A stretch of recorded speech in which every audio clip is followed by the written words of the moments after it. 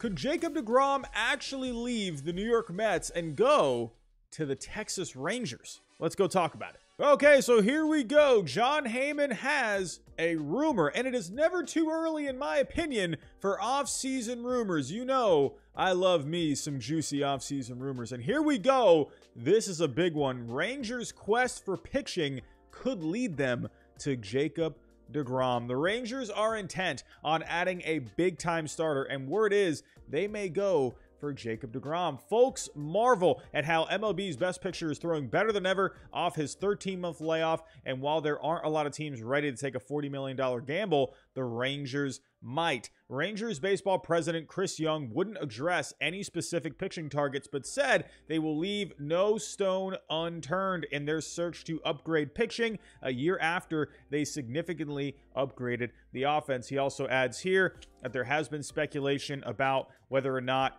he could go south, and the Braves have been connected with deGrom. For me personally, I wonder if the Braves would be a team that would go after him. Maybe if it was like a short-term deal, maybe. But the Braves, they haven't really been that team to really hand out big long-term contracts.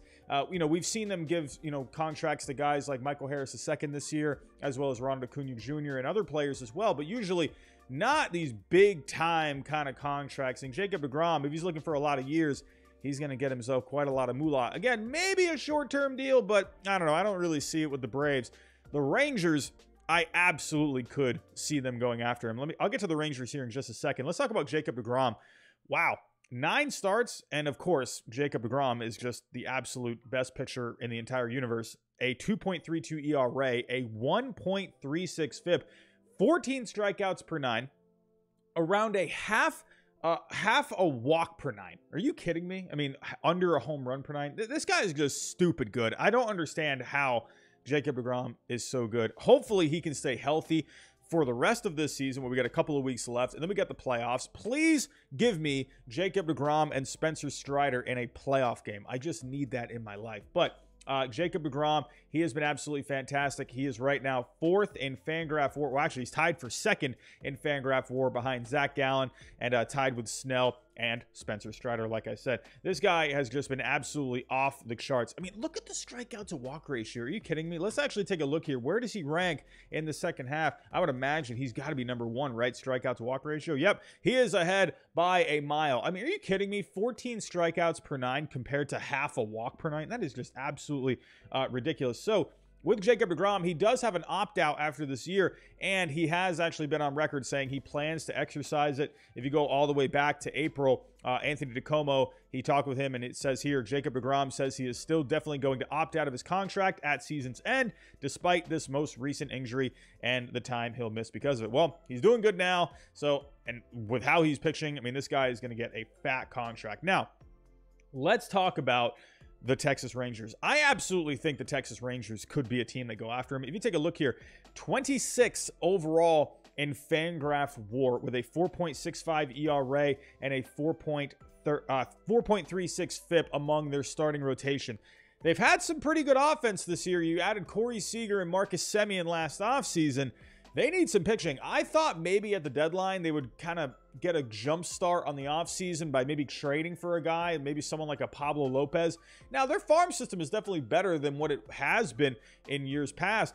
They've definitely added some pretty good prospects, especially guys like Kumar Rocker this past year. You drafted Jack Leiter last year, and they've added a couple other nice pieces to the farm as well over the last few years. So I thought maybe there was a chance they could go after someone like a Pablo Lopez, but in the end, ended up not happening. I could definitely see them spending some big bucks here, though. You added Marcus Semien and Corey Seager, who both have had pretty good seasons. Marcus Semien is more heated up in the second half.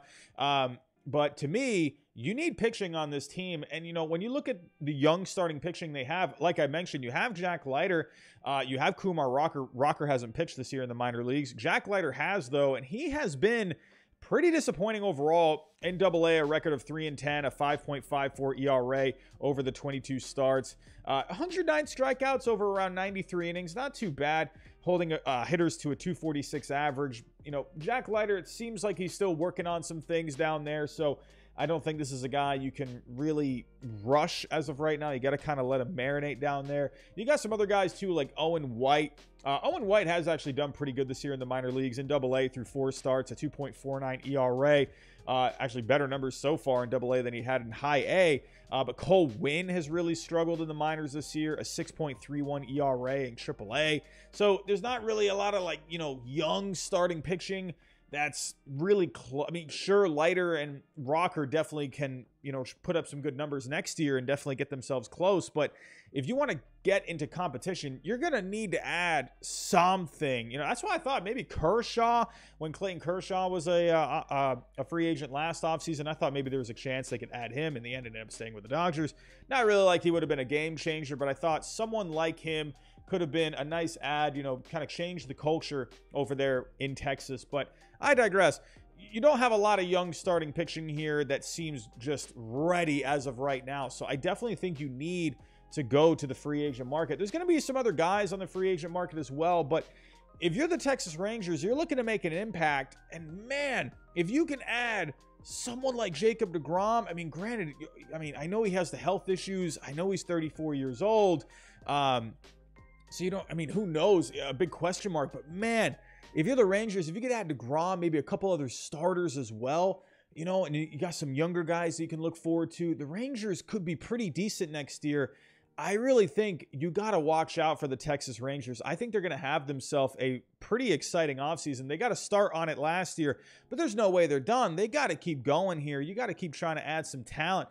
And if you get out a guy like deGrom here, oh my. My goodness. If you take a look at the Rangers rotation as of right now, you do have some nice pieces in this rotation. I think Martin Perez is a guy you should try and bring back. He's had himself a pretty good season this year, underrated season.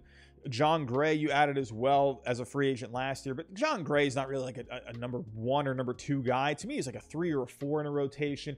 You've got some other younger guys here, but to me, if you could add deGrom, what a huge get that would be. We'll have to wait and see what ends up happening with this. Who knows with Jon Heyman? This guy kind of just throws stuff out there, but I don't know. In a way, I kind of buy this because I think the Rangers are going to be out there looking for some top talent when it comes to starting pitching. But let me know what you think down below in the comments. Do you think this is realistic? Do you think Jacob deGrom could actually go to the Texas Rangers? Let me know what you think down below in the comments. But that's all I have for right now. Thanks for watching, and I'll talk to you next time.